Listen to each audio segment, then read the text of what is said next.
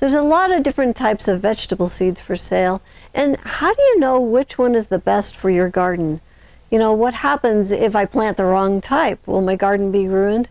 You know, today I'd like to share with you the difference between two types of garden seed that you may encounter in your search, and to help you decide which one is the best for your garden.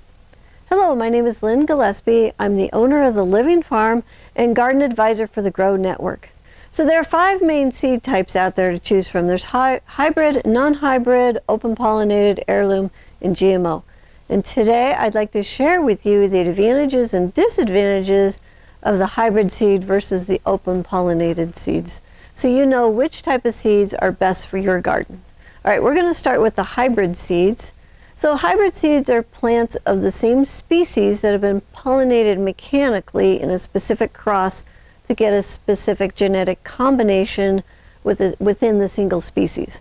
So for example, a spinach is crossed with another variety of spinach. So hybrids are not crossed between different species. So for example, tomato is not crossed with corn. So these seeds that are hybrids are not GMO seeds. So GMOs where they're taking the seeds into the laboratory and doing some really strange crosses. And hybrid seeds are usually made from 2 open pollinated parents. All right, so the advantages of hybrid seeds. So seeds that are hybridized, they're done that way to bring more disease-resistant strains. Another advantage is some of the seeds that are crossed make the plant more vigorous. They're going to grow a little faster. Another advantage is hybrid seeds are developed for really high yield, so if you're needing more food. And the hybrid seeds are not GMO seeds, so they are safe for you to grow in your garden. All right, some of the disadvantages of hybrid seeds. They can have less flavor than the open pollinated seeds because they are not selected for flavor. You can't save the seeds from the plants you grow to get a reliable crop next season. They cost more because they have to be mechanically pollinated. They don't adapt to your soil and your weather over the generations of seeds that you would grow. And you have to buy new seeds every single year, so you got more cost into seeds. So hybrid seeds decrease our planet's genetic diversity. So with only a few varieties offered in the catalogs, there are less seed varieties to choose from, and therefore decreasing our genetic diversity.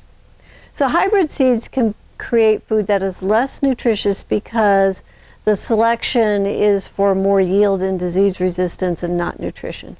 All right, let's take a look at open pollinated seeds. So open pollinated seeds are seeds that are true to type and will produce seed that are viable and similar to the parent seed.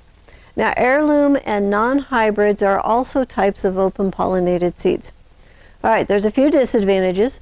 Open pollinated seeds may not have the disease resistance that you seek or need for your garden, and they may yield a smaller crop. Okay, some of the advantages. You can save your own seed from open pollinated seeds, so you can have seeds in perpetuity. Open pollinated seeds usually cost a little bit less. Open pollinated seeds can be more nutritious than hybrids because they can be selected for their nutrition and not their yield. You can create your very own variety and name it. So you can take your open pollinated seeds and start to create a new variation on it, and then that can be your very own and you can name it. And you can give the seeds to your friends and your family, another advantage. Another advantage is seeds from your open pollinated plants can feed your family in perpetuity. Another advantage is you can save your seeds and take them with you if you move to a new location. And you can also increase the planet's genetic diversity by growing seeds that adapt to your region in your garden. Once you get that adaptation, you're actually creating a new plant, and that creates the diversity that we need. So by selecting seeds from your best plants over time, the seeds, they're going to adapt to your soil, your weather, and your disease pressure and become better disease resistant as each generation grows. All right, so here's a reason I would pick a hybrid seed to grow.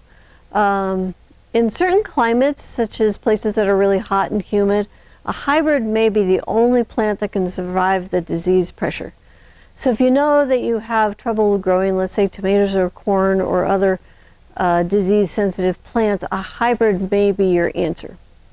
Now, if you don't have a lot of disease in your area, I would try open pollinated seed varieties and see which ones you can grow to seed.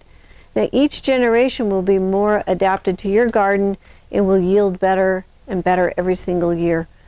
So try your hand at growing a few vegetables to seed and see what you can get. If you'd like to learn more about seed success, then click here to go to our Seed Success playlist.